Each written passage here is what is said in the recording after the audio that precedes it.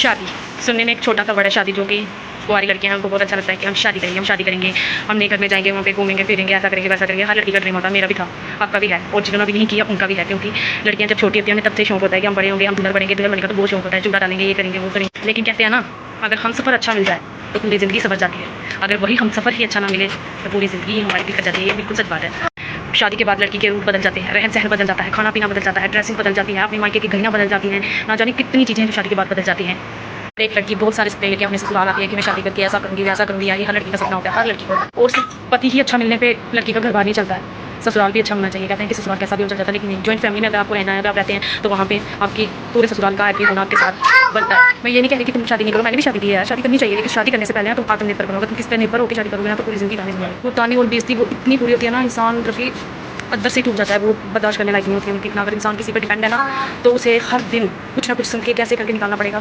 क्योंकि ये फेस करना बहुत ज़्यादा मुश्किल है लड़की के लिए जिसने शादी से पहले इतने सपने देखे हों, उसके बाद शादी के बाद सब एक पौधा ये देखो कि हम एक जगह से उखाड़ के उसे दूसरी जगह लगाते हैं, उसे लगाने लगने में टाइम तो लगता ही है। आप कितना उसको पानी डालते हैं, कितने दिन बाद जाके वो लगता है, बस सेम हिसाब होता है। लड़की का अगर एक घर छोड़ के दूसरे घर जाना है उसको एडजस्ट होने में टाइम लगता है। लेकिन कुछ ससुराल वाले ऐसे होते हैं, बोले कि हर इंसान एडजस्ट होता है, लेकिन कुछ होते हैं कि वो एक बार भी नहीं सोचते हैं कि आगे वाला जब वाली जो भी है वो कैसे एडजस्ट करेगी, क्योंकि वो न्यू शादी करके आई है, आगे उसके लिए कितना मुश्किल होता है। और एक बार भी नहीं इस चीज़ को सोचते। और आजकल डिवोर्स दुनियादारी के सामने डिवोर्स नहीं दिया जाता लड़कियों को, आजकल ससुराल में साइलेंट डिवोर्स दिया जाता है। हाल ही में आपने एक केस सुना होगा, बहुत दिनों की बात है, एक लड़की की न्यूली शादी हुई थी, कुछ महीने हुआ था शादी को, और शादी के बाद उसको इतना परेशान किया गया, इतना दिन गाली गलोच मार पेट, इतना तू ये नहीं करती वो नहीं करती, इतना कुछ उन्होंने दिया उनको दहेज में। फिर भी उनकी डिमांड थी वो वाली गाड़ी लेनी है, ये वगैरह वगैरह आपने सुना ही होगा। और लड़कियां इतनी मजबूर हो जाती हैं कि उनको ससुराल वाले मारते नहीं आजकल, मतलब कि इस हद तक डिप्रेशन में कर देते हैं कि उनको खुद को खत्म करना पड़ता है। मतलब कि उसने जानबूझ के नहीं किया, ना उसको किसी ने मारा, मतलब उसको इतना डिप्रेशन में कर दिया कि डिप्रेशन में आके उसने खुद सुसाइड कर लिया, और ताकि उन पर इल्जाम भी ना आए कि हमने तुझे इतना टॉर्चर किया, उस वजह से तूने ये सब किया। छोटी मोटी गलती तो हर इंसान से होती है। अगर बहू से कोई गलती हो जाए तो बोलते हैं कि ये बहू है, यार बहू है तो बहू के पीछे कोई बहुत बड़ा रैंक लग जाता है। वो बहू बनने से पहले वो भी तो किसी की बेटी थी, क्या वो किसी की बेटी नहीं थी? बेटी तुम्हारी अपनी लगती है, अपनी बेशक 40 साल की भी बेटी होगी ना, वो भी इनको लगता है कि ये अभी छोटी है, इसको नहीं पता। और जिसको ब्याह करके शादी करके तुम लाते हो वो 20 साल की, 25 साल की, 30 साल की,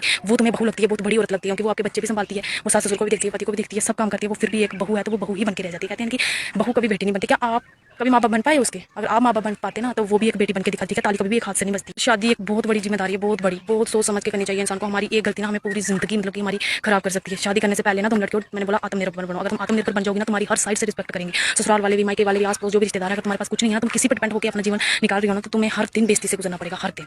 सच कहा है किसी ने, लड़कियों का कोई घर नहीं होता। मायके वाले 4 दिन रहेंगे, वो भी बोलेंगे यार तेरी शादी हुई है तो चले जा ससुराल, और ससुराल वाले भी बोलते तू तो यार पराए घर से आई है, तो कौन सा घर है लड़कियों का? कोई घर नहीं है ना। इसलिए बोलते हैं कि डिपेंडेंट बनो, किसी में डिपेंड मत रहो। डिपेंड रहोगी तो तुम्हें ये सब हर दिन फेस करना पड़ेगा, हर दिन। कि अगर लव मैरिज कर लेती है तो कहा जाता है कि पेरेंट भी बोल देते हैं चलो इसने अपनी मर्जी शादी की है ना, कोई बात नहीं हो रहा है, इसने अपनी मर्जी की, इसने सुनी नहीं है। उसी में अगर पेरेंट की मर्जी से शादी हो लड़की को, लड़के के साथ ऐसा हो तो वहाँ बोला जाता है चलो उसके मुकद्दर हैं, उसके मुकद्दर ही ऐसे थे। या जब अपनी मर्जी शादी में भी इंसान सुखी नहीं है, माँ बाप की शादी में भी सुखी नहीं है, तो इसे कैसे तुम दोनों को अलग अलग कर सकते हो कंपेयर कि ऐसा था वैसा था? ऐसा तो कुछ नहीं था ना। और वही ससुराल वाले भी कहते हैं ये तो लव मैरिज करा के आई है, ये आई ऐसी, इसने हमारे लड़के को पता नहीं क्या जादू किया था, क्या किया था यार। कोई किसी पे कोई जादू नहीं करता। अगर लड़कों की मर्जी ना हो तो लड़कियां जबरदस्ती शादी नहीं करती किसी के साथ। मेरे पास सीधी सी बात है संजोग की बात। कहते हैं जब बच्चा पैदा होता है ना उसके संजोग तभी लिख जाते हैं कि उसने किस घर में जाना है, किसकी कहाँ शादी होनी है। जोड़ियां ऊपर से बन के आती है, सिर्फ आगे बहाना बनता है कि उसने उसको वहाँ पे मिलाया, ऐसे मिला वैसे हुआ। कुछ नहीं है ये, जिसके जहाँ पे मुकद्दर लिखे होते हैं ना उसका वहाँ पे होना ही होना था। इसको जज करने वाले लोग आप होते कौन हो? जिसको भगवान ने दुनिया पे भेजा है ना उसके लिए सब कुछ सोच के भेजा है, ठीक है। और मेरी लड़कियों से ये गुजारिश है कि आत्मनिर्भर शादी करो, लेकिन सबसे पहले आत्मनिर्भर बनो। किसी पे डिपेंड होगी तो पूरी जिंदगी बातें सुनोगी, ताने सुनोगी, ऐसी बेइज्जती करवाओगी कि पूरी जिंदगी नहीं भुला पाओगी। बाय, राधे राधे, मिलेंगे कल के ब्लॉग।